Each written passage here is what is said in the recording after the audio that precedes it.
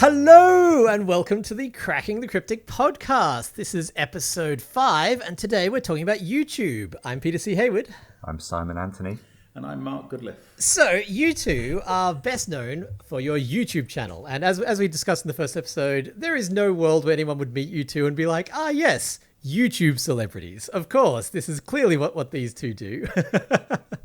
You look very affronted by that, Simon. No, fair comment. I just met someone today who, when I told him what I was doing, he just goggled at me. I literally couldn't believe it was true. So you're telling people now, is this a shift in the last 10 weeks? Well, if they literally ask, what do you do as your day job now? Then I kind of have to answer it with something. And I don't like lying, so that's the alternative. So you guys chose YouTube just because you were like, we want to do videos. YouTube is the platform, right? That was the thought process? It was indeed, yeah. Yes, nothing more scientific than that. And so what were your expectations of it? Like, what did you know about the YouTube culture or the business model or anything like that? Oh, good grief. Simon sent me a blog post that he wrote the other day, that he wrote back in 2006, where he had said, I've just discovered this website called YouTube. It's got really good stuff on it. And that was just fascinating that, and this was only about 10 years before we began trying to use it, which seems extraordinary. We knew nothing. I know the feeling. It's like when I look back and I did my first Sudoku and I'm like, man, a lot of my life right now revolves around Sudoku. Like I spend hours and hours every day, not only recreationally, but now professionally thinking about Sudoku. So it's a similar kind of thing. I remember when we first started the channel, we had very, very different expectations as to how it was going to go. I was absolutely convinced it was going to make us billionaires in no time at all. And Mark was completely the opposite. I was totally certain that nobody would ever watch one of our videos ever. So between those two, you sort of landed halfway through in that, like, people have watched, but I'm going to go out on a limb and suggest that maybe you're not billionaires as a result of it. Well, we're definitely not billionaires. We're somewhere in between those two ends of the spectrum. Yeah. Was there a moment where you, Simon, went, aha, people are watching, and you, Mark, went, aha, we're not going to be billionaires? Well, I was quickly disabused of how well it was going to do. Oh, very quickly. And it looked like Mark was going to be proved absolutely correct for many, many months. To be fair, slightly more people were watching it than I had been expecting, even sort of within the first month or two when we were mostly doing crosswords. And they were, saying some nice comments, but they just weren't gathering enough. We had calls regularly in which we'd agree that there was a 1 in 100 chance that we would ever reach 200 subscribers or 500 or 1,000 or something. it just... And what are you guys at now? 360,000 odd. So yeah, it's gone okay. It's just, you can't believe it. That comparison is literally what goes through our heads every day. Yeah, it's totally surreal because, I mean, we've touched on it in the podcasts before, but getting to 1,000 subscribers, I cannot tell you how difficult it is, or it was for us. I'm sure if you're good at YouTube and you have experience and you're an interesting person and lots to talk about, you can get to 1,000 subscribers in 2 seconds flat. But for us, it was an absolute mission. Absolute mission. Do you know roughly how long it took from when you started to when you hit that 1K? I want to say a year, but I might be slightly wrong about that. It's that order. And that. Yeah, I mean, you can't count from June when we both did a test thing. When we started properly in about September, it probably took a year after that. A little bit longer, I would say. Maybe in October, November, December of the following year, we reached 1,000. And yeah, there were days when we were quite excited because we'd got a new subscriber overnight. Oh, yeah. YouTube sends you an email. When you're that small, YouTube sends you an email every time you get a new subscriber. And I used to monitor the email really carefully. Mark wouldn't give a monkeys. He would just be like, well, it's never going anywhere, so why should I even care? But I would get quite excited if we got 2 or 3 emails a day. That would be a fantastic day of progress. I think there were a few crossword aficionados early on who we had emailed to say we were doing this, or, we'd put a post out there somewhere. They were the ones that we thought might join the channel. I think we had a scheme, and we may even have done it, of trying to email all the private schools in Britain to suggest that it would be great for the pupils to listen to how to solve a cryptic crossword as a life skill. And we never mentioned Sudoku at all at that point. And we never got any subscribers from that either. Do you remember who your first subscriber was? It wasn't you, no. No, I can't remember. It was probably my dad or something. One of the most fascinating things for me about the Cracking the Cryptic origin story is, I mean, it's in the name, that you started as cryptic crosswords and then did that pivot to Sudoku. Was that purely based on the numbers? It was really, actually. I was convinced at the start that there was a real market for cryptic crosswords. There just wasn't. Well, there's a smattering of people. Yeah, there's a small market for it. And they are very interested and enthusiastic about it, but it doesn't have the scale Sudoku has, because I think the language, the fact you can talk to most people in North America about Sudoku, but probably not most people in North America about cryptic crosswords is a huge deal. So, well, and even more so in continental Europe, frankly. It's bigger still there, the difference. Yeah, obviously. Yeah, Sudoku really transcends the language barrier and also lets you hit places like Asia, who you don't even need to speak English to be able to appreciate the Sudoku content, perhaps. Speaking of which, actually, do you guys have demographics? Do you know where your audience is based? It's about 30% in America. Yeah, it's about 30% North America, 30% continental Europe, a bit less than that in the UK, and then the rest are spread around the world. So Australia's not super represented, my home people. It's somewhere under 10%. Considering our tiny population, that's actually not too bad. Your story is actually one that's pretty common on YouTube, which is that you had an idea for a thing, you did it for a very long time with a very small audience, and then one day it sort of sparked. And you did pivot, so you didn't stick with the idea that wasn't going to work for 5 years and then eventually call it. But you did do this for a long time with a very, very small audience. And so during that time, were you wanting to give up? How realistic was it that... Mark was. Not much. I mean, there were interesting moments even during that period where, we tried doing a few Sudokus because we liked them and we thought people might be interested, there might be an overlap audience. And, suddenly one or two of those, you'd notice they were getting more comments than the crosswords. They were sparking a bit more interest and they had something going. And then we gradually moved over to doing about 50-50. And then the channel would start, you'd suddenly get 20 subscribers in a day and you'd go, wow, actually, maybe this could still happen. And I don't know, I whatever Simon says, I wasn't thinking of giving up, although I was very happy to be only doing a couple of videos a week. Simon just had a very cheeky look. I might have remembered wrong. So at what point would you have given up? Let's say you hadn't hit that 1,000 subscribers after a year. Would you still be doing it today with less than 1,000 subscribers? Probably not, I don't think. Maybe not today. We would have kept going for another year at the same sorts of level. That would have been, we would have done that. Yeah, we were always trying to come up with ideas for how to get the channel more known. We sort of thought that a lot of people might be interested in it, but there was no way of reaching them really. I mean, the algorithm wasn't something we understood at all at that point. And our main way we thought we could grow the channel would be through celebrity endorsement, or somebody like the Times might say, oh, go and check out these guys because they've got an interesting channel. So we were really trying to focus on that and not getting very far at all. We did speak to the Times, who... The puzzle editor there, David Parfit, was incredibly helpful, and Richard Rogan as well, the crossword editor, really supportive. But once we went to more senior levels at the Times, they were just like, this is... Yeah, all we wanted was a couple of shout-outs on their Twitter feed, and they just wouldn't give it to us. No. It was irritating. Oh, interesting.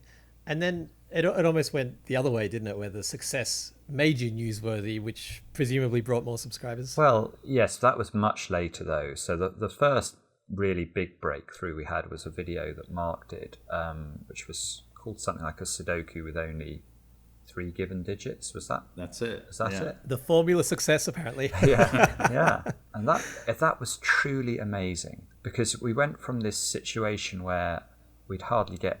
we'd get 2 or 3 emails a day from YouTube.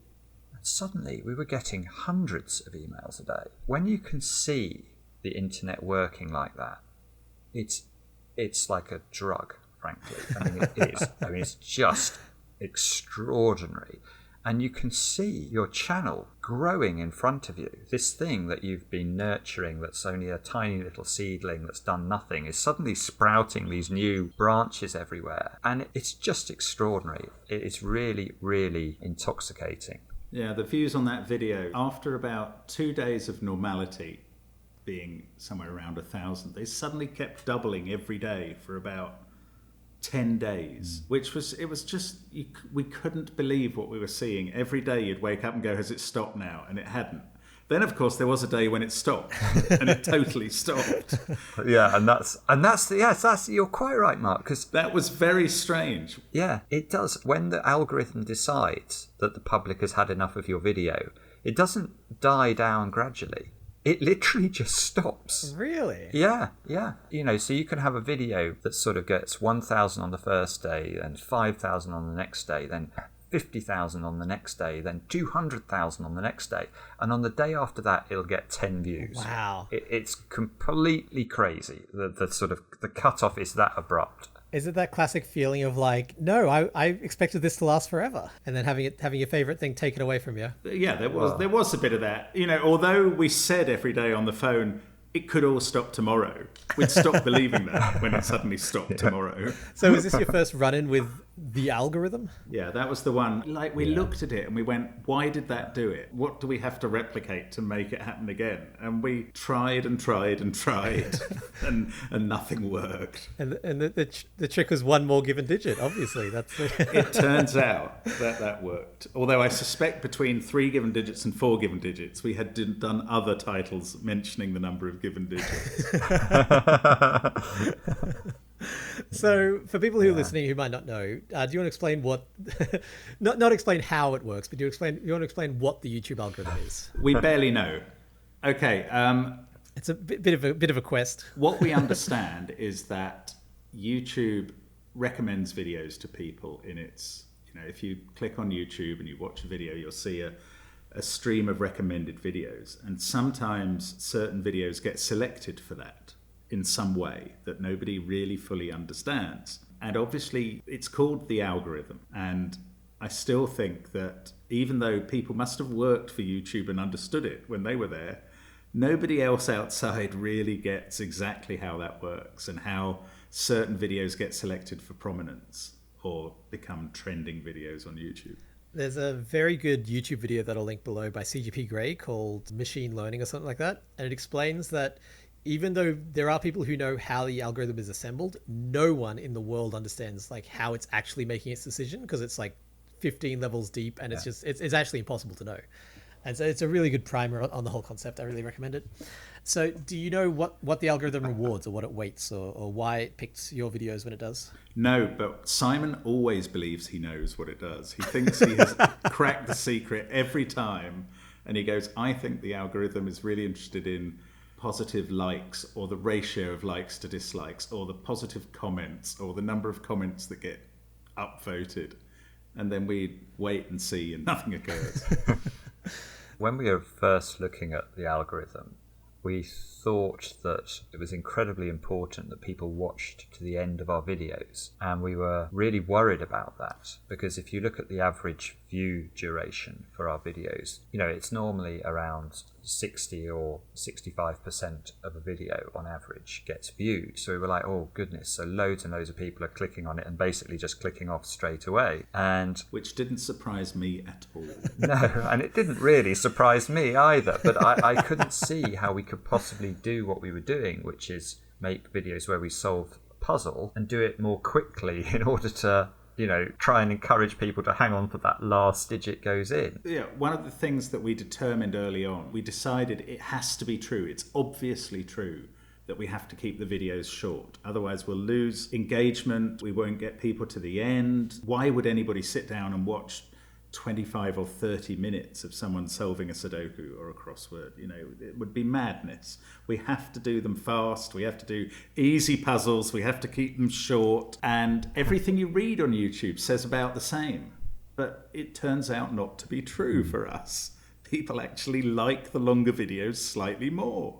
And there seems to be no limit to that length, which is just bizarre.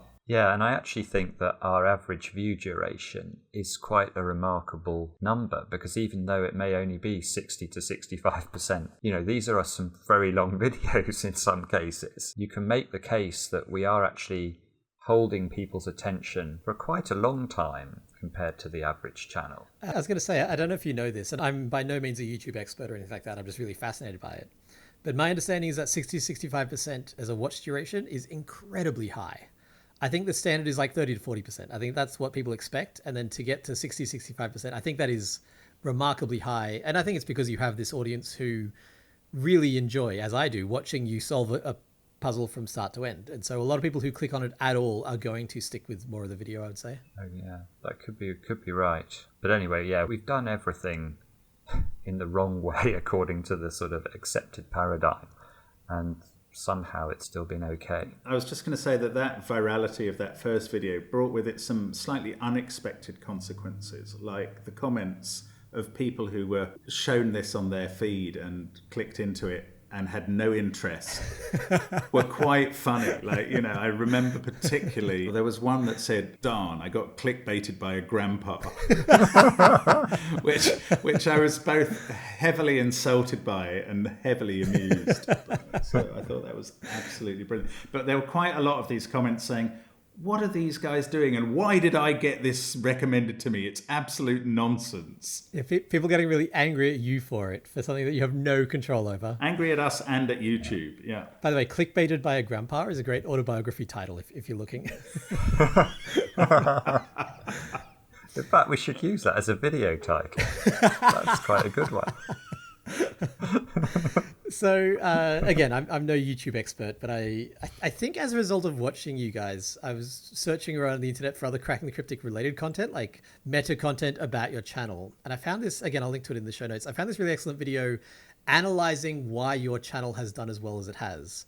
And that really started me down a rabbit hole of learning about the algorithm, learning about YouTube. And I've spent probably close to 18 months now, just reading almost every day about how virality works and that kind of stuff. And again, I've never actually implemented of it. So this is a classic, I read a book, so let me teach you how to repair your car. But I do find it all really interesting. And one of the predominant theories is that at some point, the YouTube algorithm shifted, they rejigged the variables to reward binging. And people binge content when there is a lot of content all on a single subject and they are long. And so, as you said, by doing everything quote unquote wrong for the time that you're doing it, I think you guys accidentally stumbled into something that was, algorithm catnip. Couldn't have been better for the algorithm, because I know when I started watching, I was like, oh, this is really fun. Let's watch more. And the thing about having 4 years of content, or at the time, I guess you had 2.5 years of content, is that there is no limit. I think it's actually impossible for someone to watch all of your videos if they started today. And so, yeah, I spent probably 3 or 4 days just sitting there watching just Simon, actually, because the algorithm knew that it was just Simon, so it was only showing me more Simon videos. I didn't know Mark existed until he solved one of my puzzles. Just showing me Simon solving puzzle after puzzle after puzzle after puzzle for days. And, YouTube rewards people staying on the site. That's what they want. They want people to stay on the website. So your setup was exactly perfect for what the YouTube algorithm wanted. I think that's a big reason that it sparked. That may be the case, but we've heard a lot of theories and we've been given a lot of advice by people, and a lot of it is wrong. So who knows? It's true. Yeah, everyone can backseat drive YouTube very easily. It's one of those things, because everyone can access it. We're all like, well, we know exactly what we're talking about then, because I've watched a lot of YouTube, so I must know how it works. So do you guys have connections with the YouTube community at large? I know that Hugo Schneider and James Charles. I know that Kurt, Hugo Schneider, and James Charles watch your videos, but do you guys exchange tips with them? Or we have absolutely no content with the wider YouTube community, and we don't even know what it is. The fact is, yes, Kurt Hugo Schneider did comment on our videos, and we then found out that he was huge because of other people commenting on him commenting, and we have been in touch with him, and of course we are craven enough to say any tips on how to trip the algorithm.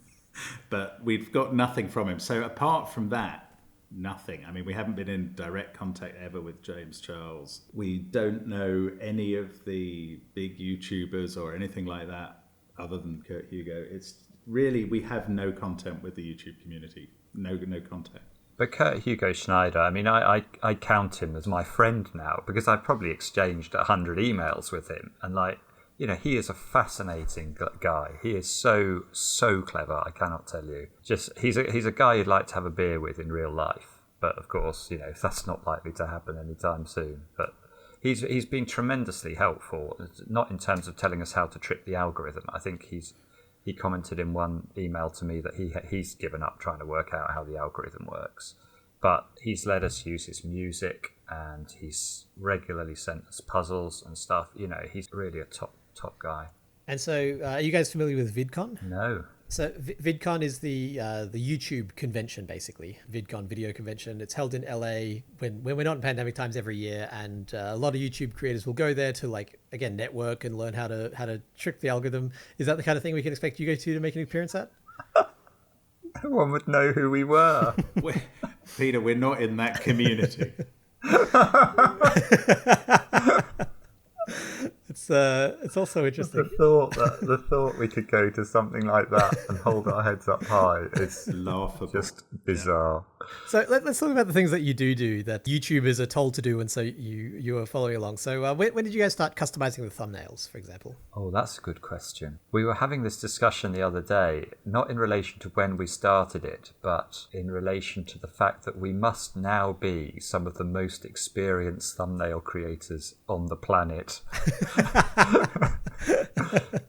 Because you're making 2 every day. Yeah, yes. I think we started after about 2 years, so about a year after we had 1,000 subscribers and were monetized, and we found you could do it. And did you see a difference as a result? I would claim so, yes. I'm skeptical, actually, at that time that we saw any difference. Simon's always been very focused on the title and the thumbnail as things that, since we found out how you could do them anyway. But I'm still far from convinced that they have much effect. Yeah, I mean, what can I say? He's just wrong. When you're making a thumbnail, what are your goals? What are you trying to accomplish with them? Good question. Originally, I would try and include all the words of the title and give some prominence to the puzzle as well. I always wanted to make sure that people, you know, at the end of the day, what we're doing is borrowing these incredible creations, and they need to take pride of place in the thumbnail. So I was always quite keen to, you know, to give them that pride of place, to make them massive so people would know, it's a Sudoku video, and even be able to pick out elements of that particular puzzle on the thumbnail. Over time, we've moved away from trying to include all of the video title. I've learned this since. I think when people look at thumbnails, they don't have the eyesight to be able to pick out, you know, all of the titles. So if there are words now, they tend to be very, very big words that are, you know, very prominent, but wouldn't be the whole title. We have debated whether or not it's important for our faces to show any sort of prominence on thumbnails.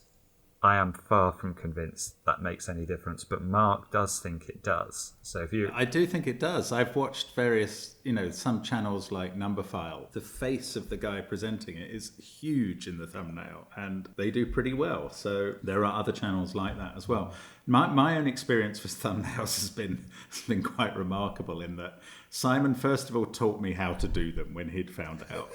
And he told me what elements we should put in them. And I tried to sort of do it. And every 2 months, he would get so annoyed at how bad my thumbnails were that he would eventually phone me up and say, look at your thumbnail from yesterday. What do you think is appealing about that? And I would say, I'm doing what you told me to do. I'm doing what you told me to do. And eventually he got so annoyed that he gave me a kind of 6-part guide to what was important. And I had to sit down with my wife and have her explain to me why the bits of design that he thought were important were important. Do you have the 6-part guide? I'd be so interested. No, I don't. But maybe it wasn't written. But, you know, I had scribbled down what he said. And I was like, so what? And my wife then explained, you need to make it like a movie poster so that it's interesting looking. Do you not understand? And I didn't. I found it very hard. You know, if he said, put in the puzzle, put in some image, put in your face, and I'd put them in a coloured background, and I thought I was done. Just put them in randomly. But yeah, I would put them in randomly. And I'd say, but I did what you told me. I followed the checklist. How can you be mad? You said you wanted a sandwich. I've brought you bread. I've brought you ham. I've brought you butter. They're sitting there next to each other on a plate. What more could you possibly want? Exactly. But about 4 or 5 months ago, between Simon and my wife, they gave me this epiphany, and I now understand much better. Ooh. Not still well, but better. What is interesting in a thumbnail. And they get compliments since then, which I never had before. Yeah, I remember that was the grumpy cat one, was the one where... It was the cat one, yeah. I think that was the moment you finally agreed, you know, you could see the difference between the thumbnail you'd made and the thumbnail I made. Yeah, but that was because you really focused on the improved thumbnail and made it really, really good. And then I could see. There was a point in time about 2 months back where I feel like you guys massively, like, collectively stepped up your thumbnail game. Or maybe just went off the rails. Well, that's the point I'm talking about. Maybe it was only 2 months ago. Okay, because there was a point where I used to watch every video, and then I started doing the book and the ARG and other stuff, and I got burned out on Cracking the Cryptic. So I was no longer able to watch every video, but because the algorithm knew that I liked them, they kept appearing in my feed. And so I went from watching all of them to watching none for a while to try to recover, to seeing these thumbnails pop on my feed and being like, okay, I have to click through to that. Like, what is happening? Have they gone mad? What is happening? So it definitely worked. There was this moment where I went back to watching as a result of the thumbnails. So I can tell you anecdotally, it definitely worked. It's interesting. And that's the sort of feedback we don't even really know if it has an effect, but it seems to a bit. So you don't get too insulted. I had to watch through all of the videos for the book because you guys recorded 28 new videos for the book, and I had to watch through all of those in about like a 2-week period. So I really, I'm sure you guys got burned out making them, but I was also like, okay, I need a little break from watching these two gentlemen solve Sudokus just for a little bit, I think. Yeah, I understand that burnout, and frankly, it's odd that more people don't suffer that sort of thing. Well, maybe just more people don't tell you. So you guys got to 1,000 views, and that's a significant number in YouTube land because that's when you get monetized, right? That's right, yes. What was that like? What was the pre-monetized and post-monetized life like? Very much the same. There was almost no difference because the amount you make when you have 1,000 subscribers and 200 views is tuppence. I mean, actually, probably literally tuppence. It's US cents. Yeah. It's less than $1 on the first few videos. So it didn't really change what we were doing, but it was still a nice milestone. And do you get an email from YouTube or something? I can't remember. Yeah. You get an email because you have to register your bank account in order to receive the couple of cents that they're going to send you. And I think, I believed at that point that it would be, we might benefit from YouTube because YouTube would now think, we've monetized this channel, so we should push it. We should see whether there is a wider audience. So I sort of believe there would be an effect of just becoming monetized on subscriber numbers, but it certainly didn't happen instantly. Do you guys remember what you did with the first $1 you made from Cracking the Cryptic? No. No, I think probably we were just... You see, at that point, you suddenly realise, good grief, in order to actually make anything from a YouTube channel, the numbers you have to reach are so astronomically high. And certainly at that point, we just couldn't ever envisage getting to a point where it would make money. Although you become monetized and think, that's a relief, we've done it now. You haven't at all because, you're still making virtually nothing instead of nothing. Yeah, you're still making virtually nothing. What was the tipping point where you guys went, this could actually be our main job rather than the thing that we do instead of our job? That was a long time. That was after the lockdown, the 4 digits video, which did about 2 million views at once. Like within a 2-week period, that got 2 million views. And even at that stage, you couldn't have said, that was a one-off. We knew that clearly every video wasn't making that number of views, and it could still only be a little bit of extra income at that point. But it was after that when the Miracle Sudoku started featuring in magazines and online publications and newspapers, and even made an appearance on the TV, and we started getting enough views constantly on a daily basis that we realized it could actually be a living of sorts. And I think that there's livings and there's livings, isn't there? I mean, Mark and I are both at stages of life where we have a bit of savings. So always for me, it was whether or not I could earn enough money from the YouTube channel that I wouldn't eat into my savings too quickly. So I'm constantly running that calculation.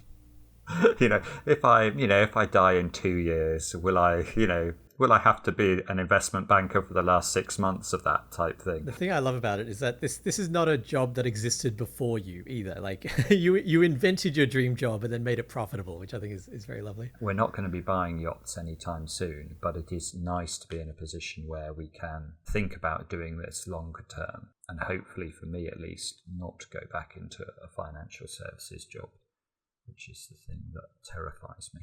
I was going to say, you have this real trauma in your voice every time you talk about it. Going back to the world of banking. Yeah, it would be so awful for me. I cannot tell you. I am desperately keen not to have to do that. It's a very strange thing as well, because I've spent so much of my life not enjoying the thing that I have earned money from. And now suddenly to be doing something that is, it's my dream. Other than being a professional golfer and being good enough to win the Open or something like that, this is my dream job. To be able to solve puzzles for a living it's just, you can't believe it. Yeah, it's just astonishing that is the case. I mean, when we got together and decided to try it, I think we're still beyond the point now that we thought there was a 1 basis point chance of it getting to this, absolutely infinitesimal chance that it could do well enough to make a bit of a living, and yet it's doing a bit better than that now, which is just bizarre. You've burst through the ceiling that you imagined. Yeah, because I remember there's a YouTuber called Fleb who used to make puzzle videos, and via Thomas Snyder, actually, I found out that Thomas knew Fleb, and so Thomas put us in touch, and I was so excited because I thought Fleb will reveal to me the secrets of YouTube. And at that point, he had 127,000 subscribers. And that for us was a number we could not even begin to contemplate. So I think we were monetized at this point. But, that gives you the idea of how enormously different 1,000 subscribers is to 127,000 subscribers. It felt absolutely impossible. And I exchanged a couple of emails with Fleb and was astonished that he was very much, well, I could take or leave YouTube. I may well stop doing this soon because, I've got other things I want to focus on. Because I'd assumed if he got 127,000 subscribers, he must be absolutely coining it and just be able to, buy Ferrari after Ferrari. But in fact, no. I mean, he basically hasn't. He only had 3 Ferraris. It was ridiculous. Yeah. In fact, since I emailed him, he basically stopped, which is a bit strange. He did stop. I mean, he had a video which had 200,000 views, and then he stopped making them. And we're going, what? You have this magic, and yet you're not using it. What's going on? It's just incredible that we have nearly 3 times the number of subscribers that he had, because I looked at him as a YouTube god, no doubt. You guys went from sub 50 to hundreds of thousands, in a real jump, didn't you? That was not an overnight process, but that was over the course of weeks, wasn't it? The first few months of lockdown, we had the Sudoku with only 4 given digits, and we had the Miracle Sudoku not that far after that. Yeah, and I think we went from something like 35,000 subscribers before lockdown to we went through 100,000 within that first month, definitely. Then the Miracle Sudoku happened, and we kind of kept going for a while up to about 150 before it slowed down again. And it was very heady times. It was just astonishing. You were looking at the stats every day and going, what's new today, and seeing, and sometimes there would be something really good. And I remember saying to Mark on one of the days of the Miracle Sudoku, I said, do you realise this is probably the best day that we'll ever have in our lives on this channel? And Mark actually, surprisingly for Mark, was a little bit optimistic. He said, no, there'll be a better day than this in the future. And there hasn't been yet. There hasn't been. We have failed to find the secret to virality. And it is like being deprived of this, we talked about it a bit earlier, this amazing drug that the viral videos bring. And we haven't found the secret since the Miracle Sudoku, and we don't know why. And, we've made many, many videos in that time where the puzzles have been so incredible, and we think, we've not been unentertaining in solving them, and they might have had a very interesting story, but the algorithm doesn't bless us again. The algorithm giveth and the algorithm taketh away. Yeah. I do think the Miracle Sudoku was a different situation from the 4 given digits puzzle, though, because when Simon did the Miracle video, he said, I think this is quite special and we should contact people. And we encouraged everybody we knew to tweet about it and tell people about it. And, it was an incredible puzzle that we wanted people to see and Simon's solve of it. And it did go very big on Twitter. We got recommendations from people who had thousands and thousands of followers. And, somebody who was in that position wrote this brilliant tweet which said, you are about to spend the next 25 minutes watching someone solve a Sudoku. And what's more, it will be the highlight of your year or something. And, then hundreds and hundreds of people wrote back to him and said, I didn't believe that, but you were right. And, the puzzle actually, and then, of course, it got in the newspapers and everywhere. And that one, I still think it didn't really ever trip the algorithm. It was just word of mouth. It was just people passing it on to other people through every form of social media and learning about it that way. I know I got sent that one. My friend who originally sent me your channel in the first place also sent me that one to the channel that we're in. He was like, hey, everyone, watch this video. And so then I watched the video and I saw a day or two later one of you two going, hey, you should share this video. And I was like, oh, it worked. There you go. Yeah, that's true. Very shareable. So speaking of virality, like how important that is to what you do. Like if you never had a viral hit again, do you think the channel would keep on going forever, or would it be more likely to die out? Or I think it would be difficult because what happens is when virality ceases, the numbers gradually drop. And as a result of that, obviously, you see the ad revenue drop with it. Just a natural attrition of people. Yeah. So, but the funny thing is, or to us at least, this is very strange, is that every now and again, some of the old big videos we've had, like the Sudoku with 4 given digits, will suddenly be our biggest video, for a week or two. Yeah, it'll go on a little surge, which is bizarre again.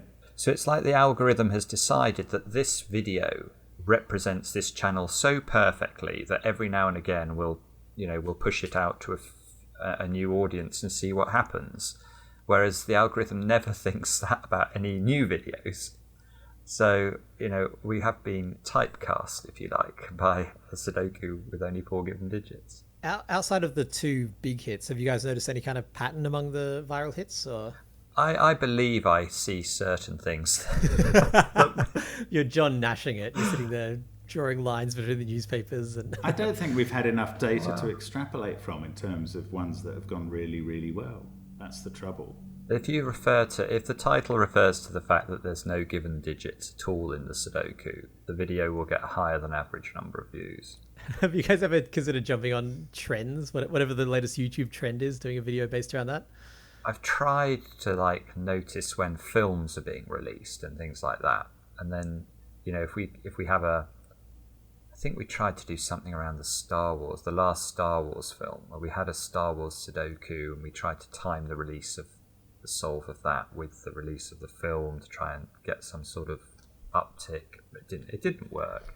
I mean, I'm very skeptical about it anyway, because if you did tempt someone in with a title and a video and a thumbnail that fooled them that it was something to do with Star Wars, and then they click on it and watch a Sudoku video, they're not going to watch you again. That's my view. Although Peter Venus, who's a very good setter and follows the channel, he sent us an interesting email earlier on today where he attached a video of somebody sort of exposing some of these viral videos. So there are some enormous viral videos out there that had sort of 40 million views, and the video will be called something like 5 life hacks you can't live without, and the thumbnail was a picture of an iPhone screen that had been shattered and somebody squeezing toothpaste on the screen.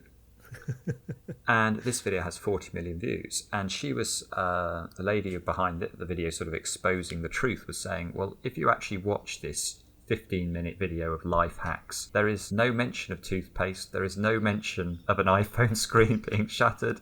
It's entirely made up of other stuff. And, people are genuinely being clickbaited. But they don't seem to mind. By the time they get to the end of the video, they've sort of forgotten they clicked on it to, see why toothpaste fixed iPhone. Presumably it does have life hacks, though.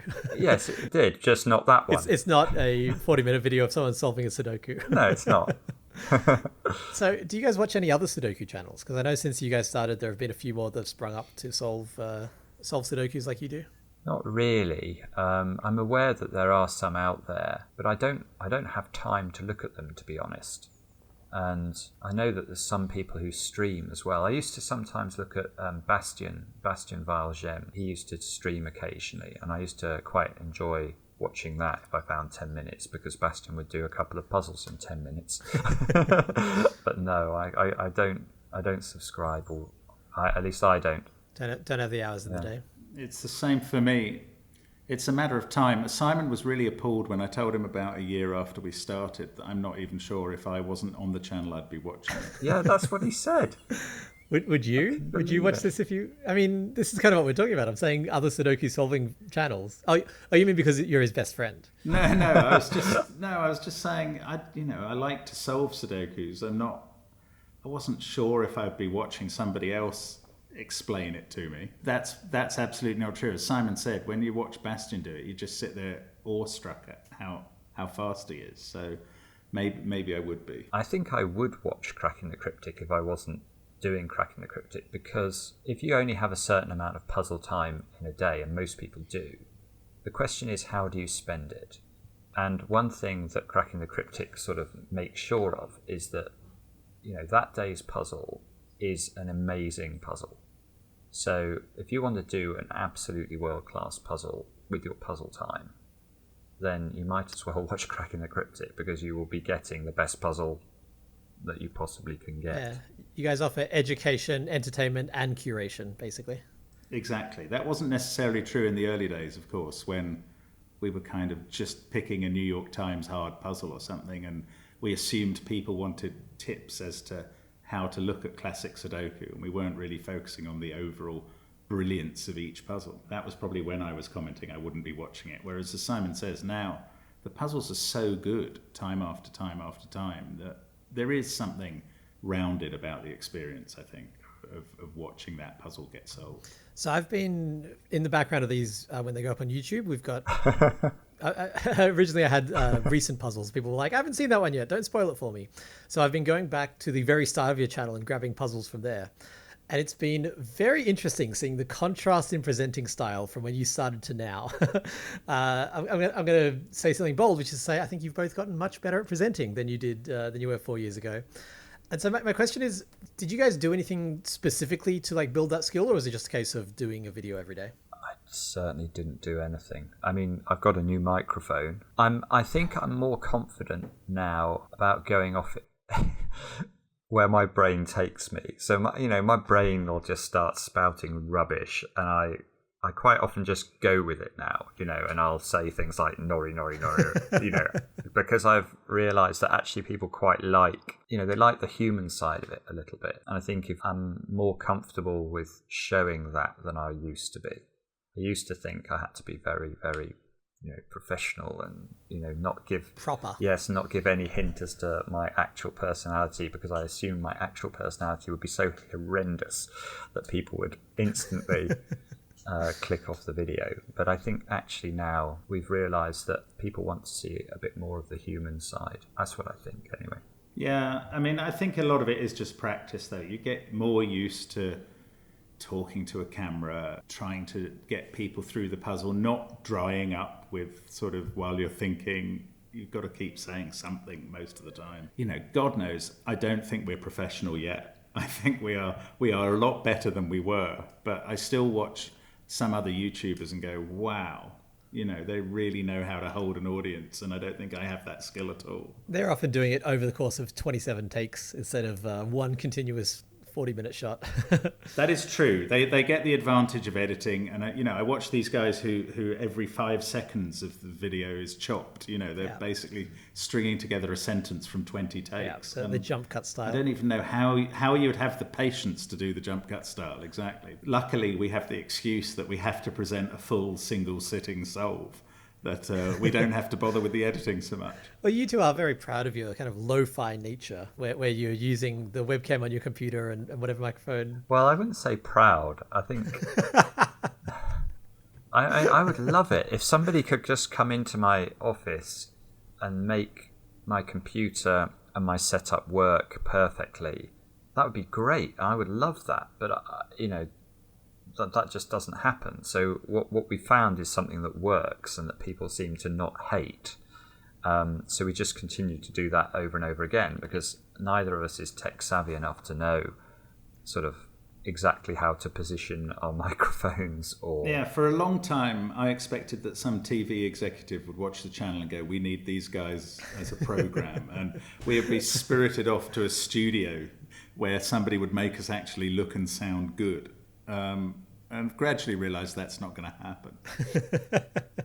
So this brings us to the end of the show. I just want to ask a very broad question, which is, what have been like the highlights and the lowlights of your experience on YouTube? The highlights. Those viral moments, those moments when it's fire, with that day when Simon said there'll never be a better day. Those days when you're waking up and you can kind of watch the views go up all at once. They're thrilling. But actually... If I'm serious, the overall highlight for me has been how incredibly nice everybody on the channel is. The comments, there are 1 or 2 trolley type people, and they're the lowlights, but they're so rare, they're so few. Everybody's incredibly nice. Even when we completely foul something up, people go, oh, well, you do a lot of these and you're trying hard, and we get it. And the Discord community is so helpful. I just think the community that has grown up around the channel is the highlight.